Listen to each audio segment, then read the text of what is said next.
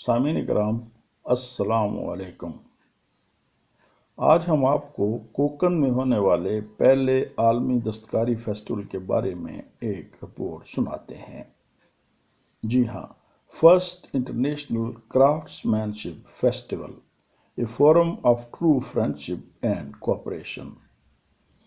چند دن پہلے وزارت خارجہ کے پریس ڈپارٹمنٹ سے فون آیا، مسٹر خان، کوکن میں جلد ہی first international craftsmanship festival ہونے والا ہے، ہمارے پاس آپ کے لیے دعوت ہے، کیا آپ جانا پسند فرمائیں گے؟ ہاں کیوں نہیں، ہم نے فوراً ہاں کر دیا۔ اگرچہ اس سے پہلے اپنے ایک دوست کی دعوت پر میں کوکن کے بازاروں اور خان خدا یار خاں کے محل کی سیر کر چکا تھا، لیکن یہ تو فیسٹیول تھا اور اس کے رنگ کچھ دوسرے ہی ہوں گے۔ جلدی کہا گیا کہ دن کے 11:30 بجے ایئرپورٹ کے لوکل ٹرمینل پر پہنچ جائیے۔ فلائٹ نمبر HY9023 بوئنگ 757 اپنے 200 سے زیادہ مسافروں کو لے کر اٹھتا ہے۔ ان میں فیسٹیول کے غیر ملکی مہمان، ازبکستان کے وزراء، تاشکند میں کام کرنے والے سفارتکار اور ہم غیر ملکی صحافی شامل ہیں۔ ٹھیک 35 منٹ بعد ہم فرغانہ ایئرپورٹ کو چھوتے ہیں۔ فرغانہ اگرچہ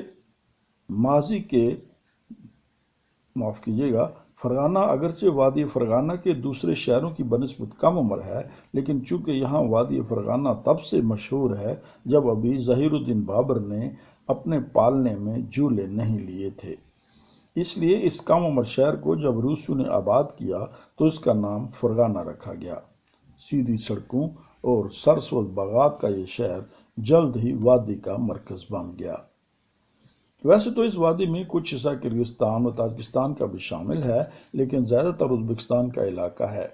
اس سرسبز وادی میں ہر قسم کا پھل ملتا ہے، پانی اور سبزے کی بہتات ہے۔ اندیجان، نمنگان، مرگیلان، کوکند، اوش اور خجند وغیرہ تاریخی شہر یہاں واقع ہیں۔ فرغانہ شہر بہت خوبصورت اور ماڈرن ہے۔ یاسمین نامی ریستوران میں ہمیں لے جایا گیا اور وہاں خوبصورت ماحول میں رنگ برنگے کنسرٹ اور مزیدار مقامی کھانوں سے ہماری تواضع کی گئی۔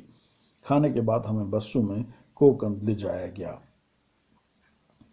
کوکند میں امیر کوکند خان خدا یار خاں کے محل کے سامنے باغ میں ایک بہت ہی وسیع نمائش کا انتظام کیا گیا تھا۔ ازبکستان کے ہر صوبے اور ہر علاقے کے دستکار اپنے اپنے فن کا مظاہرہ کر رہے تھے۔ ان کی بنائی ہوئی اشیاء آپ خرید بھی سکتے ہیں اور انہیں کام کرتے ہوئے دیکھ بھی سکتے تھے۔ کہیں کمار اپنے برتن بنا رہا تھا تو کہیں کوئی بوڑھی حسینہ قالین بخارا بنا رہی تھی، کہیں لوہار اپنے جوہر دکھا رہا تھا تو کہیں لکڑی پر نقش کاری کا کام ہو رہا تھا، چمڑے پر تصویریں بنانا اور دیگر دھاتی اشیاء بنانا۔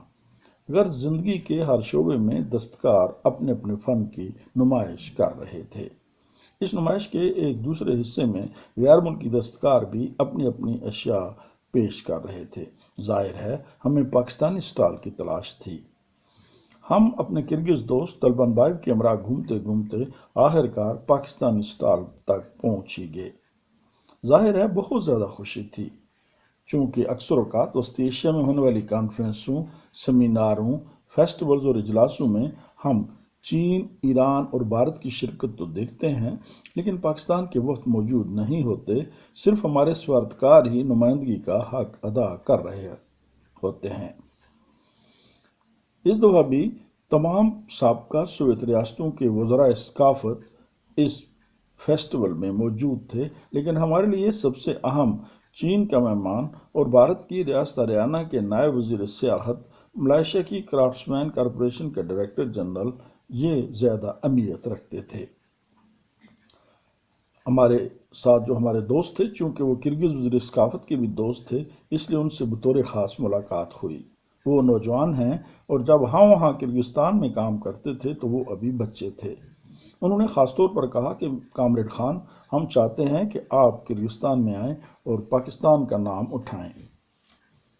ہماری کوششیں رنگ لائیں کہ ہم پاکستانی سٹال میں نعیم ہینڈی کرافٹس کے mister M Naeem Shahzad of Sargodha, Mirza Asghar Ali and sons کے M Akmal Mirza of Sargodha, Naqqash art کے ملک محمد عبد الرحمن اور mister and missus Khadim Hussain Mirani of Khairpur سے ملاقات کر سکے۔ مہمانوں نے بتایا کہ فیسٹیول میں ہمارے اسٹال پر بہت سارے لوگ آئے۔ ہماری موجودگی میں بھی وہاں ہم نے دیکھا کہ وسطی ایشیائی لوگ وہاں آ رہے ہیں اور پاکستان کے بارے میں جاننا چاہتے تھے۔ کچھ لوگ بھارت اور کشمیر کے معاملات بھی ڈسکس کرنا چاہتے تھے۔ مہمانوں نے بتایا کہ سفارتخانہ پاکستان اور خاص کر سفیر پاکستان جناب عرفان یوسف شامی صاحب نے اپنی پوری توجہ ہماری مدد پر دی۔ صدر ازبکستان نے فیسٹیول کی اوپننگ ایوننگ کے بعد بطور خاص غیر ملکی اسٹالوں کا معائنہ کیا تو پاکستان کے اسٹال کو کافی سراہا۔ ہماری یہ خواہش تھی کہ کیا ہی اچھا ہوتا کہ اس تقریب میں پاکستان کی طرف سے کشمیر کا کوئی وزیر بھیج دیا جاتا اور کاش پاکستانی اسٹال پر کشمیری دستکاری کا ایک میز یا بینر لگا دیا جاتا۔ یوں بغیر سیاست کے سیاست ہو جاتی۔ لیکن اسلام آباد میں کس کو اتنی فرصت کتنی باریکیوں پر توجہ دے۔ فیسٹیول کی افتتاحی تقریب میں صدر ازبکستان شوکت میرزائیو نے خطاب فرمایا۔ انہوں نے بتایا کہ اس تقریب میں دنیا بھر سے آئے ہوئے 370 سائنٹسٹ، دستکار اور اسکالر شرکت کر رہے ہیں۔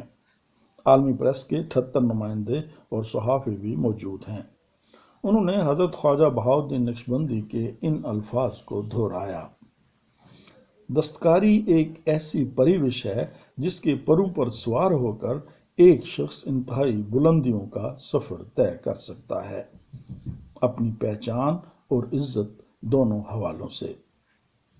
یاد رہے حضرت خواجہ بہاؤالدین نقشبندی کا مزار اقدس ازبکستان کی تیسرے بڑے شہر بخارا میں ہے، بلکہ یہ کہنا بجا ہوگا کہ ان کے سلسلہ وار 8 اساتذہ کرام کے مقابر بھی بخارا شہر کے ارد گرد موجود ہیں۔ اگلے سال ازبکستان ان کی 700ویں یوم پیدائش منانے کی تقریبات منعقد کرے گا۔ نقشبندی نے یہ کہا تھا: اپنا دل اللہ کے حوالے کر دو اور ہاتھوں کو کام کے حوالے کر دو۔ صدر ازبکستان کے خطاب کے بعد میڈم روزی گرین لیز، جو کہ مہمان خصوصی تھیں، انہوں نے مبارکبادی خطاب فرمایا۔ پھر رنگا رنگ کنسرٹ ہوا۔ ماحول اتنا رنگین تھا کہ حاضرین جھوم اٹھے۔ کنسرٹ جو عروج کو پہنچتا گیا، حاضرین رقص میں شامل ہوتے گئے، حتیٰ کہ شاید ہی کوئی ایسا شخص ہو جو کہ اپنی نشست پر بیٹھا رہ گیا ہو۔ حسب ضرورت رات کے ہم کو بسوں میں دوبارہ فرغانہ ایئرپورٹ لایا گیا اور وہاں سے ہمیں تاشکند کی طرف روانہ کیا گیا۔ اگرچہ رات کے 2 بج رہے تھے، لیکن تمام مسافر فلائٹ میں خوشگپیوں میں مصروف تھے۔ کوئی اپنے اسٹال کی خوبیاں بیان کر رہا تھا تو کوئی دوسرے کی۔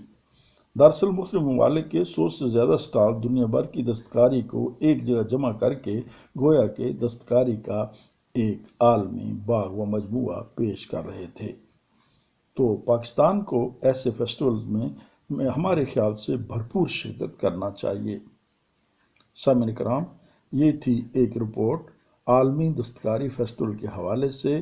اگر آپ کو وسطی ایشیا کی ریاستوں کے بارے میں مزید جاننے میں دلچسپی ہو تو ہمارے یہ پروگرام ضرور سنیے گا، اور اگر اس سے مزید دلچسپی ہو تو پھر ہمیں لائک کرنا اور سبسکرائب کرنا نہ بھولیے گا۔